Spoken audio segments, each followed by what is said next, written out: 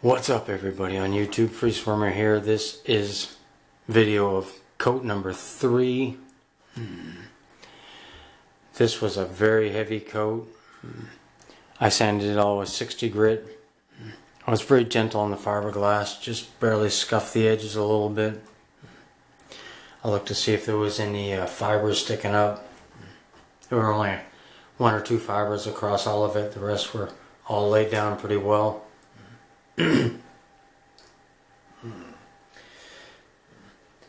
Showing you everything that's I'm thinking while I'm doing this, so I'm not moving real fast.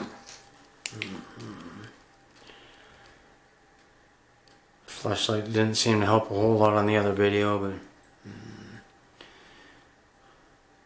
I really have it. There's a couple spots where the fiberglass didn't lay. 2 spots right there where it didn't lay all the way, but it's up higher. It's not at the seam. The seam coming down laid perfect in there, and at the very bottom where the edge this meets that one, it's about 3/4 of an inch down is where that little seam is, and it connected there very good. So I'm going to do one more coat.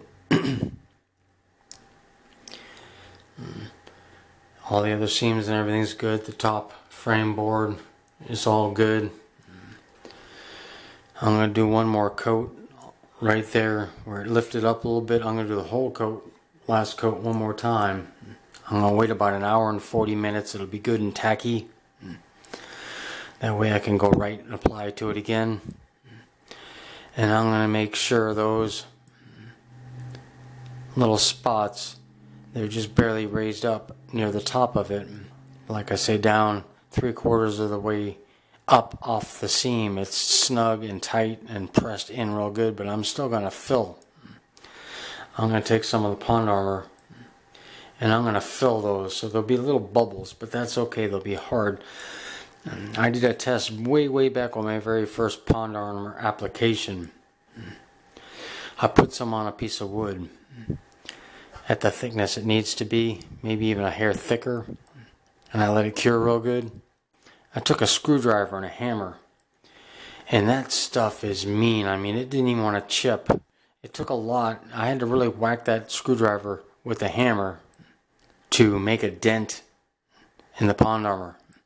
It's impressive stuff, so if it cures and it's got a good surface to stick to, this stuff is like indestructible. So, but just for the sake of it, I'm gonna just barely fill those up a little bit, and I'm gonna go the whole field one more time. Do the seams one more time. Not worried about doing the top cap again. That's 2 coats. That's plenty. That's just to keep humidity off of it. Keep any from mold. I don't want mold. I want to be all. I mean, this is. I'm going to click this down a little bit. Like here, this looks rough a little bit, but I've been screwing on this and beating on this and working on this for 4 years with this tank, and this stuff is still got plenty on it. Same thing with the back. There's dust on it and dirt and stuff. It can be cleaned, but you can wash it. You can take a wet rag and you can clean this real easy. So I like it. It'd be kind of neat to have a table made out of it. Be pretty much an indestructible table. But there you have it. This is coat number 3, third heavy coat. I'm gonna do one more coat. Just focus on a couple other spots, and then we're gonna let it cure for 2 days. You can see that right there. That is going to be the drain. I've got a 1-inch fitting and a cap that's got holes in it for draining through, and I'm going to put a on the other side of it. It's going to get probably do a 90 and then go down through the bottom, but I'm not going to do that initially for my test fill. I'm just going to put that through with a ball valve on it, just so that is sealed, and I'll fill it up to probably about halfway. I'm going to let it cure for 2 days before I do that, and then we're going to do our test fill.